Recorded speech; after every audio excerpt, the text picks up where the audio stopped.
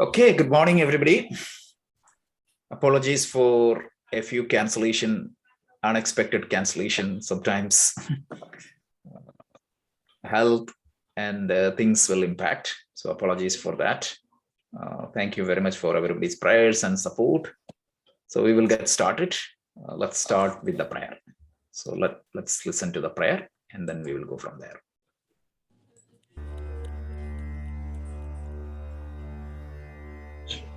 Yogena chittasya padena vacham malam sharirasya cha vaidyakena yopakarot tam pravaram muninam patanjalim Pranjaliranatosmi. Excellent. So let's get started. Since we had off and on classes, so let me just bring you up to speed. We covered up to verse 8 of chapter 2. So chapter 2 is known as Sathanapada. If you remember, chapter 1 was focusing on Samadhi. The entire chapter was focusing on Samadhi. What is Samadhi? We had an exhaustive and elaborate discussion.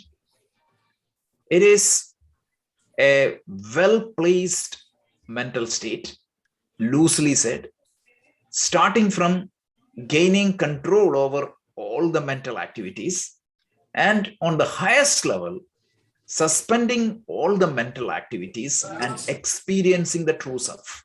So this is a continuum. So we saw the different levels of Samadhi, what benefits it's going to have for you, everything we saw. But if you say that there is something that exists, but you don't give a path for you to achieve, that's useless. So the Sathanapada focuses on the actual practices. I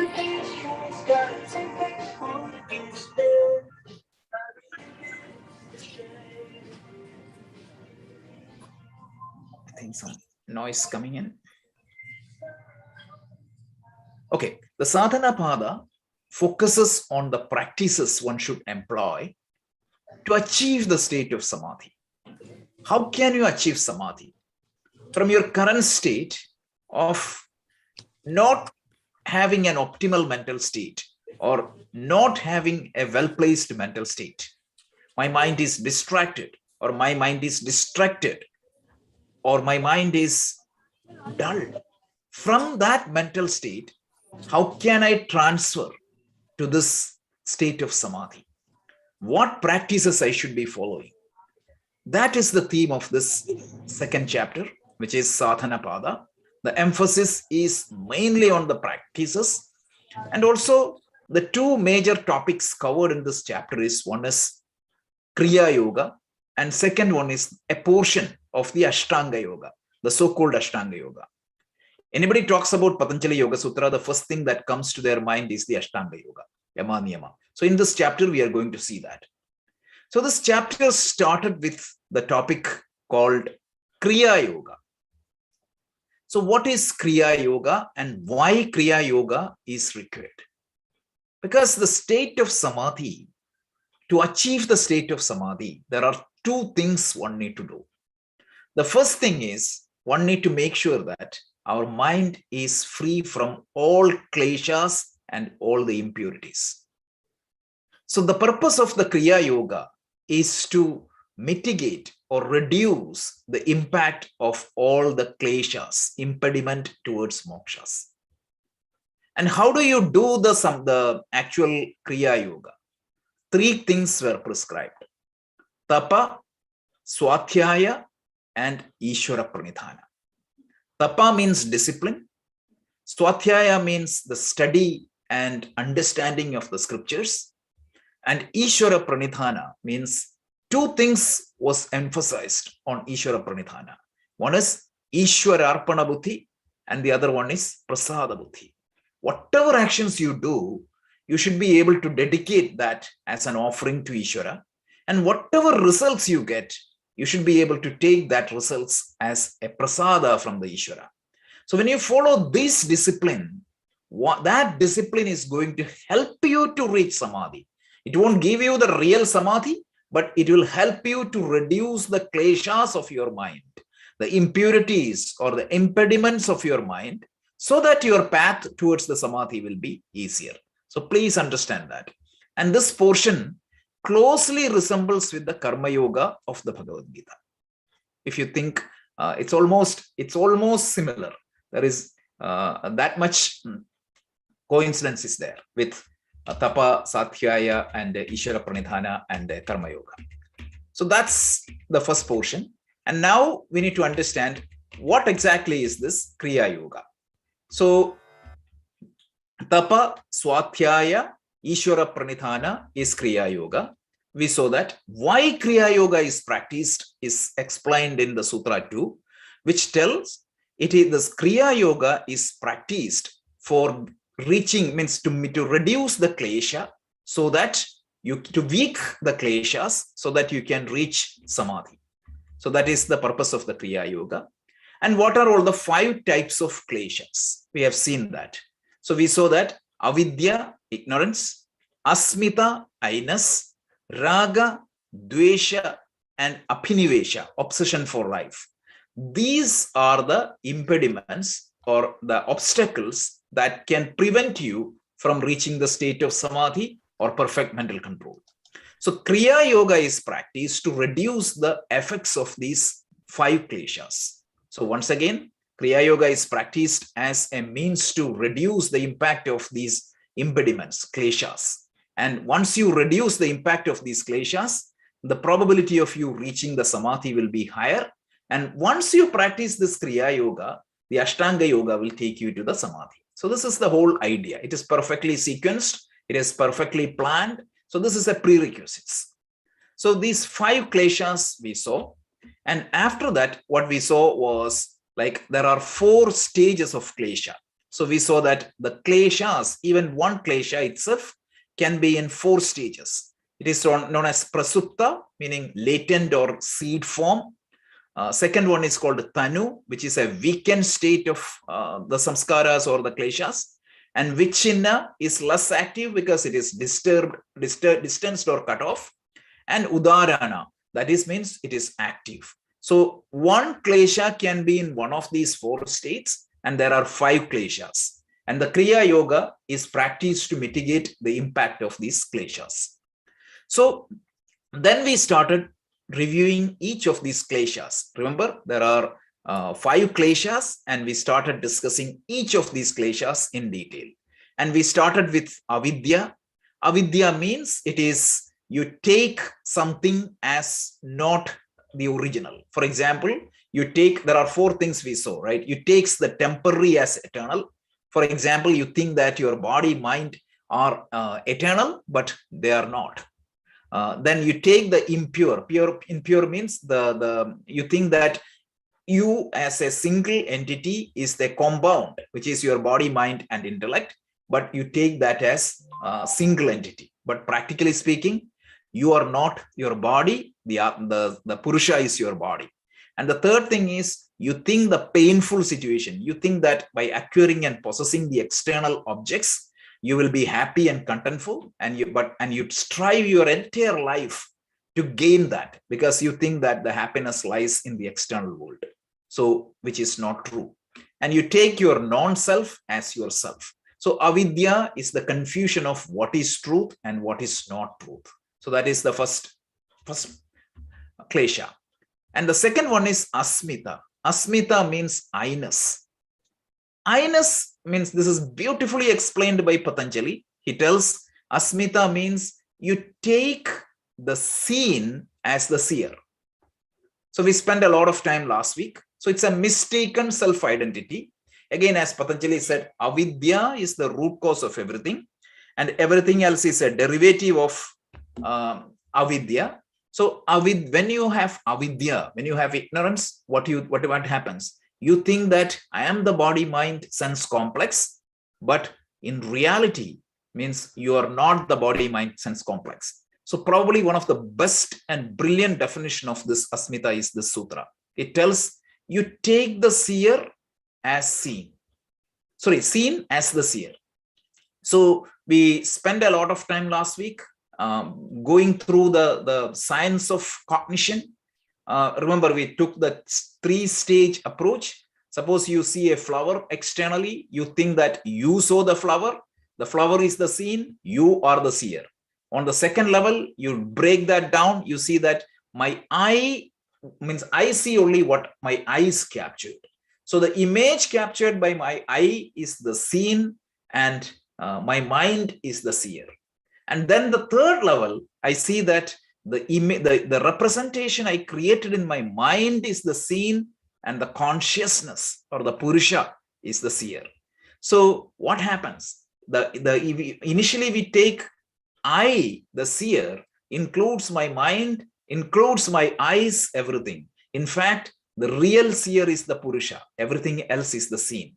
So in usual practice, in a usual transactional practice, I take my body, I take my mind as the seer, but in fact, they are not the seer, they are the seen. And this misrepresentation or this mistake of taking the seer as the seen, taking the seen as the seer is called asmita. So that is what we saw. Additionally, we talked about raga and dvesha. Raga is the binding attachment towards a particular object or a situation, to a person, etc. Dvesha means the binding aversion to a particular person or a situation or a particular thing. That is raga and dvesha. So this much we saw out of that five kind of klesha. This is what we saw. So let's pause here and take a pause and see whether we understood everything. So let me recap in 3 sentences. The goal of this chapter, Sathanapada, is to help us or provides us with some practice so that we can experience the state of samadhi. So that is the highest goal. This samadhi, for me to achieve, I have to do 2 things. The first step I have to do is mitigate the impact of klesha on me, because kleshas are the impediments for me to reach the state of samadhi. So how do I mitigate or reduce the effect of these kleshas? That is, for that I employ a sadhana called Kriya Yoga. And the definition of Kriya Yoga is tapa, swadhyaya, and ishvara pranidhana. Tapa means discipline. Swadhyaya means the study and understanding of the scripture. And ishvara pranidhana is what you call as the surrendering your actions in front of Ishvara and taking the results as a prasada from the Ishvara. When I follow this sadhana, the impact of the kleshas on me will be mitigated or reduced. As a result, I can reach to the state of samadhi. So then for me to control these kleshas, I am explained what are all the kleshas I need to control. So we were talked about 5 different kinds of kleshas. Just think through that. It's like a simple matrix, right? So you can think about the kleshas as avidya, asmita, raga, dvesha, and abhinivesha. And also we were told that each of these kleshas can be in one of the 4 states, right? So it is talked about as the dormant or the seed form. It can be shown as very less active form. It can be shown as a cutoff or a distanced stage form. And finally, it can be shown as this affliction is fully active mode. These 4 modes, 5 kleshas, 4 modes. Kriya Yoga is the sadhana. This is the picture. Hope this is clear, right? This is not that difficult, but it's a lot. So if everything is clear, we can go to the 5th klesha, and then we can proceed from there. So let me pause. Any questions or comments?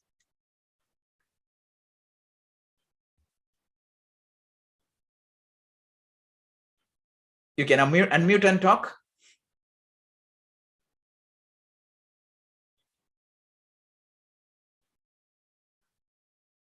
Okay, seems everything is clear. So if that is the case, we can move ahead.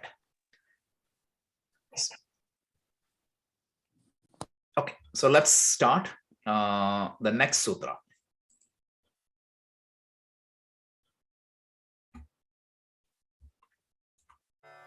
स्वरसवाहि विदुषोऽपि तथारूढो अभिनिवेशः. In simple terms, Abhinivesha is there for everybody. If you're a conscious human being, Abhinivesha is going to be there. So if you Google, what is the greatest fear of anybody, a particular individual?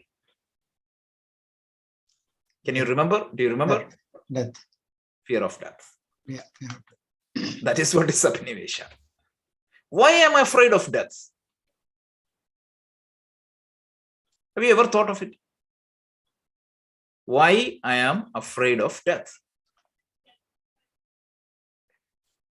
Attachment and desires. Somebody may say that, okay, I love my children, or I love my family, I love this world, etc. But if you really, really go deep into yourself, the answer is, I love this life. Love for this life. Clinging to this life. There's nothing wrong in that. I'm not saying that it is wrong. I'm just pointing out a fact.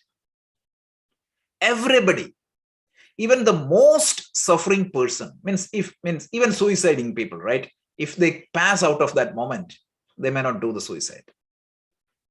Generally, majority of the people have an attachment.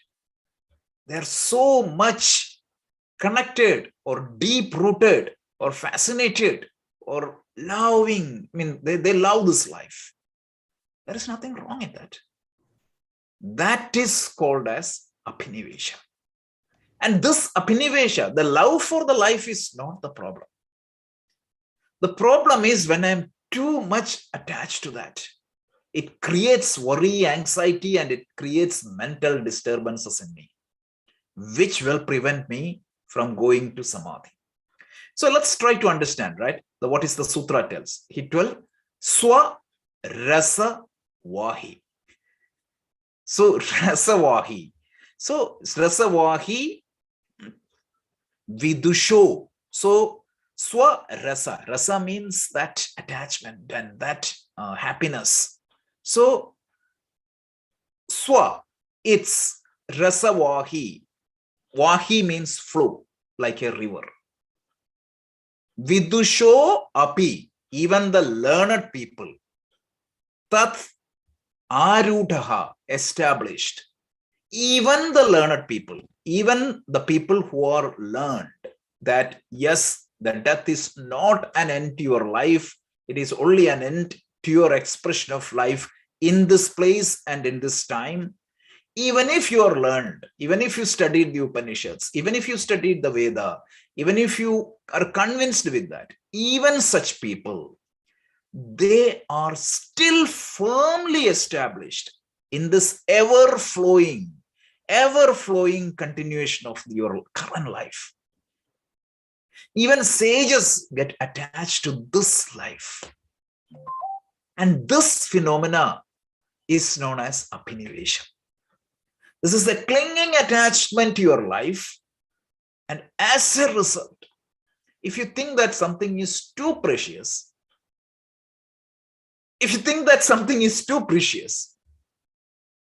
naturally the fear will come. Because there is always a probability of losing it. In olden times, like suppose you have a lot of gold in your house, you're always worried about the thieves because they come and take it. So like that, when you take this life and when you are too much attached to this life, that will always create a fear. Imagine that I love my life, you love my life. But there is one fact that is there for all of us. What is that fact? You think that, I think that my life is eternal, it will be forever. But there is only one fact that I can tell. The moment you are born, everything is uncertain. What would be your profession? It is uncertain. What would be your luck with your profession? It is uncertain. Whether you get married or not, it is uncertain. Whether you have children or not, it is uncertain. What you achieve in your life, it is uncertain. It's all variables. But there is one thing that is certain. What is that? You will die. Even avatars came and gone. Where is Lord Krishna's physical body right now? Where is Jesus? Where is Buddha? Even the avatars has to go back. And what is the maximum stretch you can give to this physical life? Vijay, do you remember who is the longest living person? Somebody in New York, one lady, right? I believe that is 121 years or 125 years. That was the largest stretch. It's a very interesting story. It means you can Google the longest, the person with maximum longevity. So this lady lived around 120 or 130 years approximately. That is the longest recorded life expectancy in the history of human being. And there is a funny story about this. At the age of 90, she was struggling. She didn't have any money. So what she did was she pledged her apartment and took an annuity from a lawyer. So looking at her age, this lawyer promised her to give certain money till she dies and took the apartment. What happened? Who died first? The lawyer died first. By the time the lawyer died, he would have already paid 2 times the price of this apartment. This is an interesting story. This is a sidetrack. But what I'm saying is that if you take the luck of that lady, 120 years. You may think that 120 years is a long time. But look at your life. Let's say that you're 30 or 40 or 50. When you're a child, you thought that 50 means when you see a person with 50 years or 40 years, they're too old. So right now, when you are thinking, look at the time past. It's like a flash. Shankaracharya tells, Ayurunashyati prasyadam padidinam yadrichayam yauvanam vidyutchalam jividam. The life will go like a flash. So even if you get the greatest blessing of the world, right? People say that I got miracles, my life got saved. For how long? Between 0 to 126 years. Nobody has seen anybody who has done more than that. So if you have this clinging attachment to this life, yeah, we all should love our life. We all should do anything and everything to make our life as good as possible, as happy as possible, as contented as possible, as best as possible. There is no doubt. But with an understanding that you need to know when I should check out, when I should say goodbye to these things. And if you don't prepare for that, that's a problem. You cannot face the death properly. So that's why this apinivesha. Apinivesha is you need to develop certain skill to say goodbye to this world. This is apinivesha. And if you don't have this, if you have this apinivesha, klesha, it will be always a problem to your state of samadhi. So that covers the 5 different types of kleshas. Once again, let's try to enumerate. Let's not forget it. So if you, in 4 sentences, you can summarize what we said. Sadhana is the practices that helps you to reach the state of samadhi. the first stage in the sadhana is to reduce the effect of 5 kleshas or afflictions that can impact your state of reaching samadhi. And Kriya Yoga is the means to mitigate or reduce the impact of these kleshas. And when you talk about kleshas, there are how many kleshas are there? Think through that. 5 kleshas. Avidya, asmita, raga, dvesha, abhinivesha. And each of these afflictions or klesha can be in one of the 4 states. It can be in the latent or dormant form. It can be in a less active form. It can be in a distanced form. And it can be in a full operating mode. And we talked about what is avidya. It is the ability to see real versus unreal. That is the simple definition of avidya. Asmita means I take myself other than myself. Raga means binding attachment to a person or a situation or an outcome. Dvesha means binding aversions. Again, we talked about raga and dvesha. They are not, we should not consider them as likes and dislikes. Likes and dislikes are there for everybody. And if you remember, I quoted the Bhagavad Gita, where Krishna said that likes and dislikes are not the problem. The problem is the binding attachment to the likes and dislikes are the problem. It's perfectly fine if I drink, I love coffee over tea, that is perfectly fine. But what is the problem? If not getting coffee is going to upset me completely, that is the problem. I cannot stand with the tea. So there is no problem in the preferences, likes and dislikes. The problem is only on the binding attachment and aversions. And finally, we talked about abhinivesha. It is the clinging attachment to the life. If you really think rationally and logically, nobody can live this life forever. It's impossible. So we need to understand that this life will come to an end one day, and we should be prepared for it, and we should have the ability to face it. And once you have it, enjoy your life as much as possible. I still remember, this is a live example, real example. I've seen this. That's why I'm telling this with confidence. During the last days of Swami Dayananda Saraswati, right? He was taken, airlifted to India. And everybody know that he won't live more than 2 weeks. His lecture to the final farewell lecture to his students was so inspiring. He started the lecture saying that in 2 weeks' time, you will hear a news that your teacher passed away.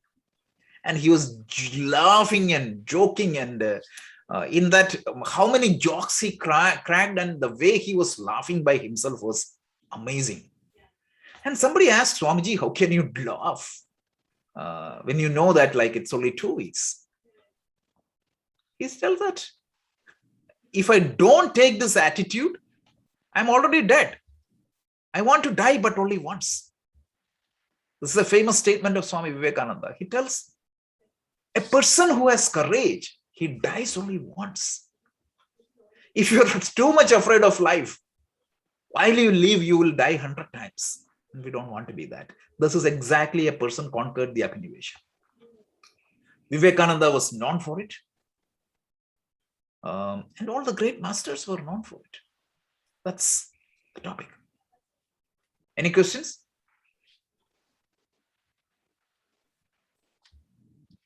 Okay, so we can move to the next sutra, if that is the case. So the next means this was technically we are moving into the next topic. So the practice of Kriya Yoga, what you get? All these kleshas will be mitigated. So these kleshas, we saw that they can be in one of the 4 states, like dormant, less active, more means distanced, or even fully active. So when you practice Kriya Yoga, what is going to happen? Are they completely removed from your mind? Patanjali tells, no. The practice of Kriya Yoga will not eliminate the kleshas, but he introduces a fifth state. The practice of Kriya Yoga, if you consider this klesha as a seed, samskara, what happens? He tells it will be in a burned state or a destroyed state, but it still will be there in your mind. It is still will be there in your mind. And then okay. Okay, so this will be still in the mind. And this tendencies will be fully removed only when the mind is destroyed. But there is a difference between a normal seed and a roasted seed. What is that? The normal seed, it can grow back, but the roasted seed, it will not grow back. So the Kriya Yoga, it will not destroy these kleshas completely or the seeds completely, but it will create it in such a way that the probability of it coming back, it is minimal. So that is what is explained in the sutra. So let's try to see this.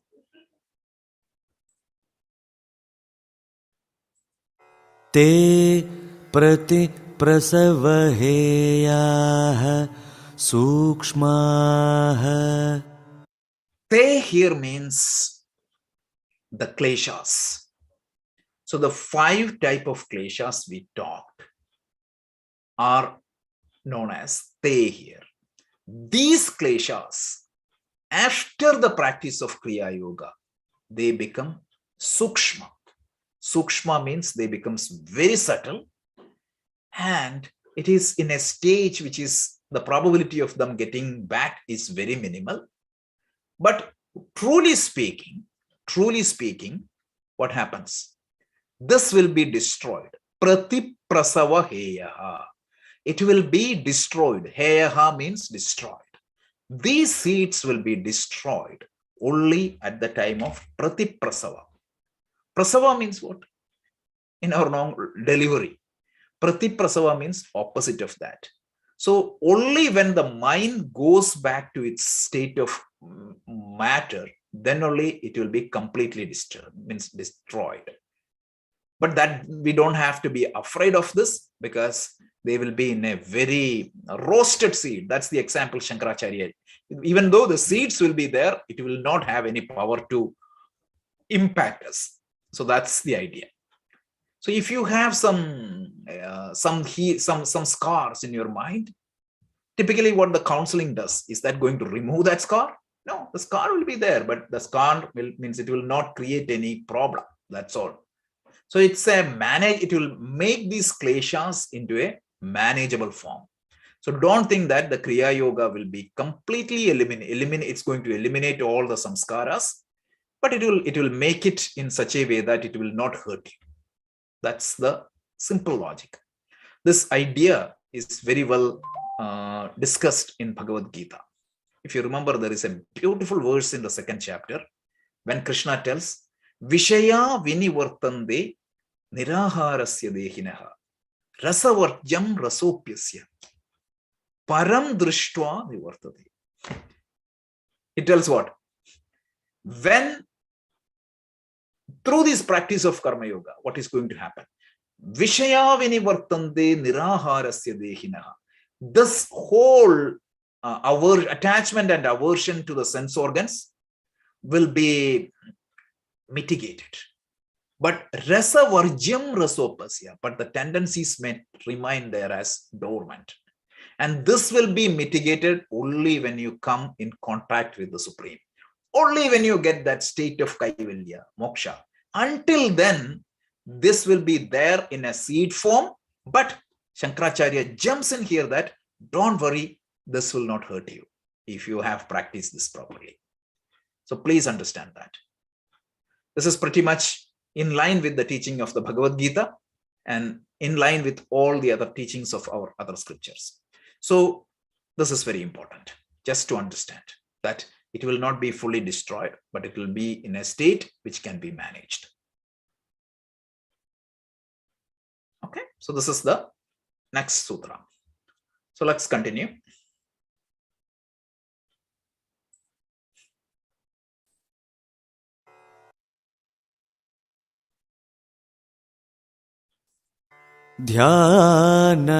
ध्यानहेयास्तद् वृत्तयः. Now, think about this. This is very important. See, this is where you see the psychological depth of the Yoga Sutra.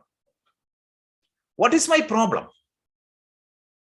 My direct problem, what I need to handle at the state of meditation, or a direct impediment or a problem to samadhi, is chitta vrittis.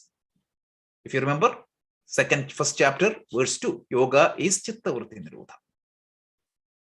Now, what exactly creates these vrittis in my mind? The samskaras creates the vrittis in my mind. And what creates these wrong samskaras in my mind? The kleshas create the wrong samskaras in my mind. So it's a sequence of activity, right? So if because of the klesha, for example, avidya, I think that, okay, this means I'm so much attached to this particular object. I do so many things. It creates a samskara, and that creates a particular set of chitta vrittis.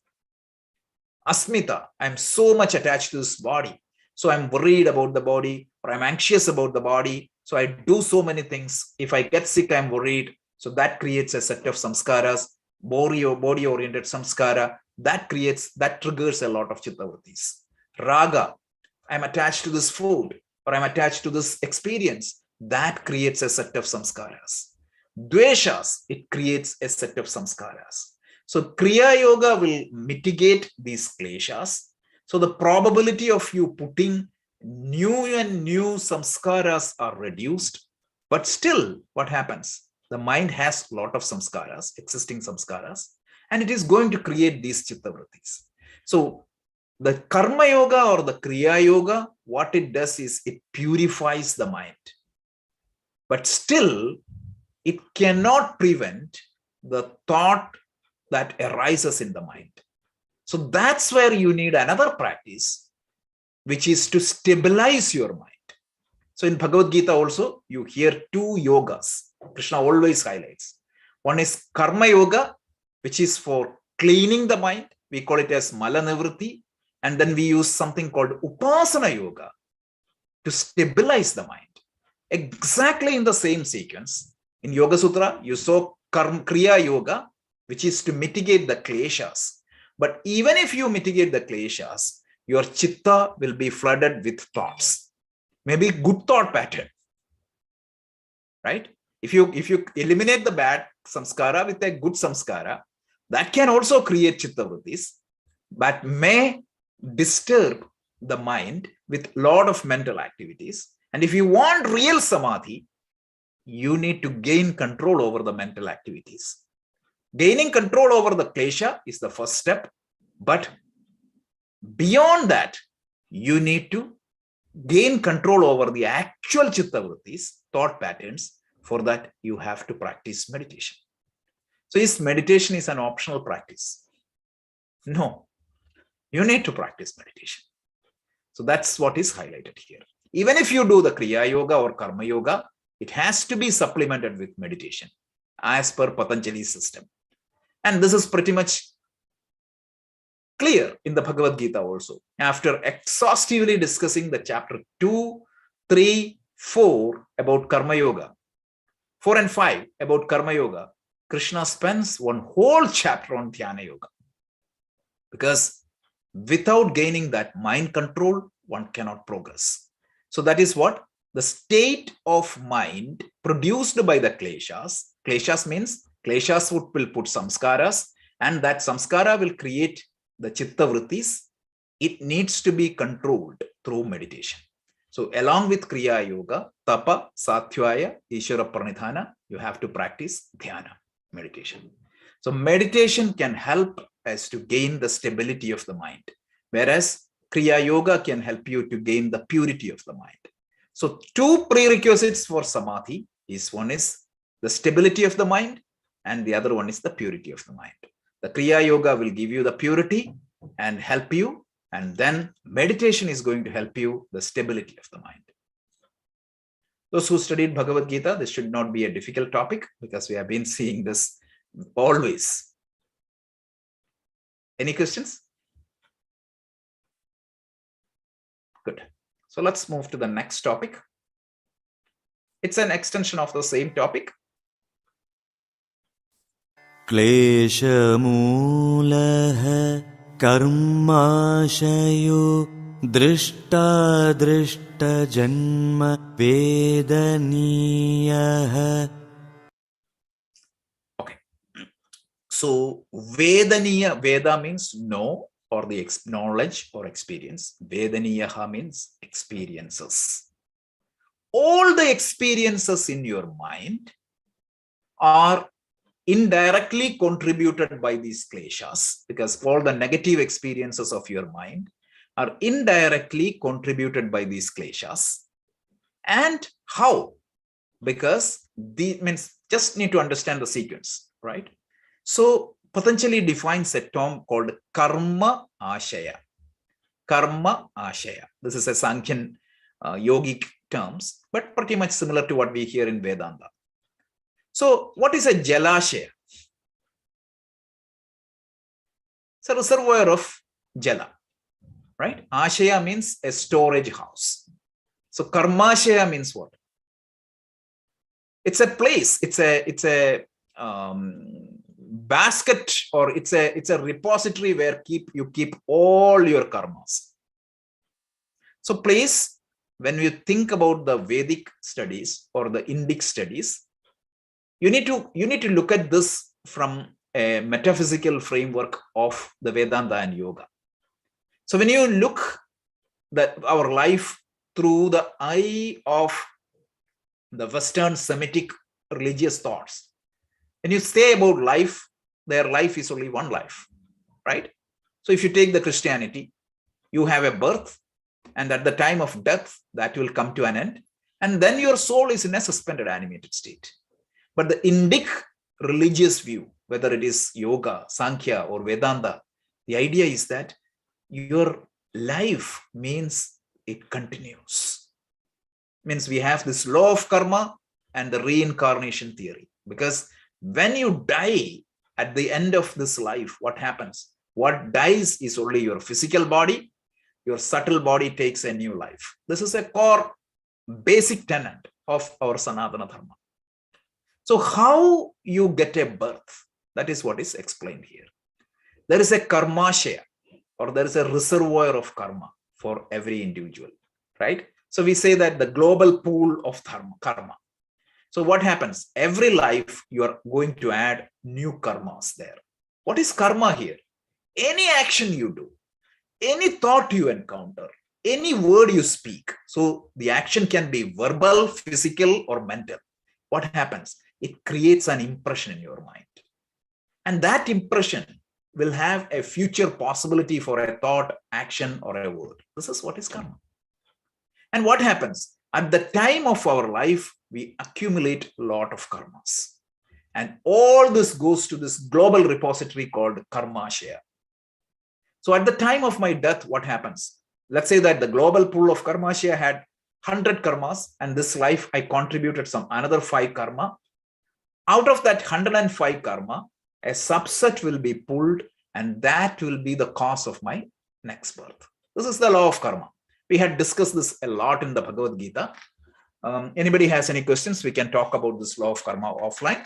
So what Patanjali tells is, these kleshas, what it does is, it is going to contribute to this reservoir or the global pool of karma, which is going to create all kinds of my experience in the current life and the future life. So by cutting off these kleshas, what is going to happen? I'm no more going to add these unwanted karmas into my global karmashaya. And as a result, I'm going to improve the possibility of me getting into the path of good or getting into the path of progress. So these kleshas, we talked about the 5 kleshas. Through the karma, through the Kriya Yoga, you are controlling this klesha. And the indirect adrishta phala of this is what is that?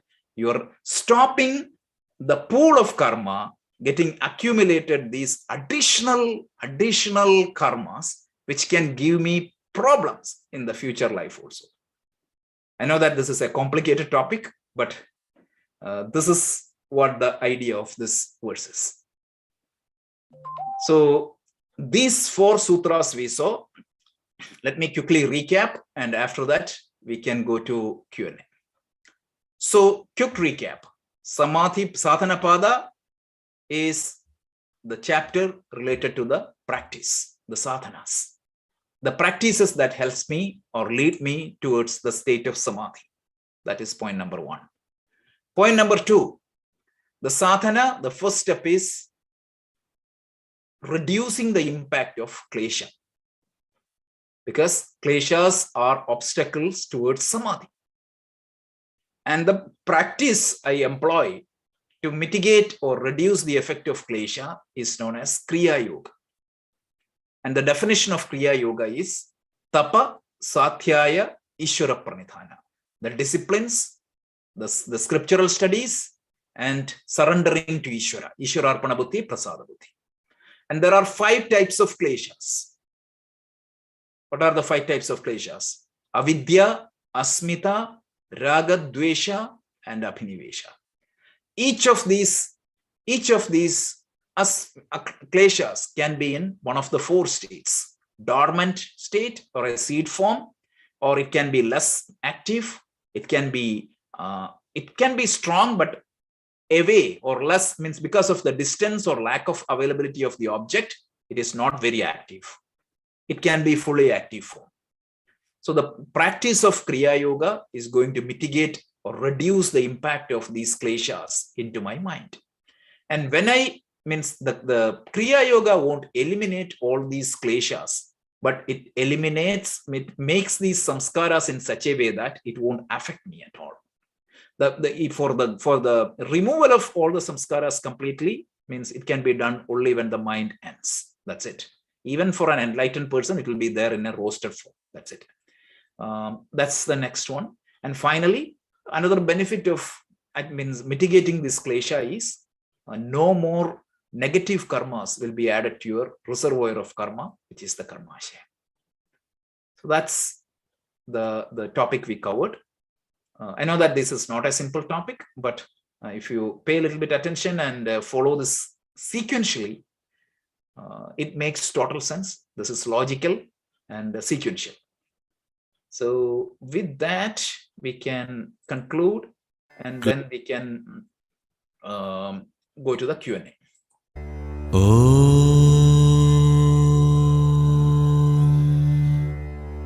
Purnamada Purnamidam Purnat Purnamudachyate Purnasya Purnamadaya Purnamevavashishyate.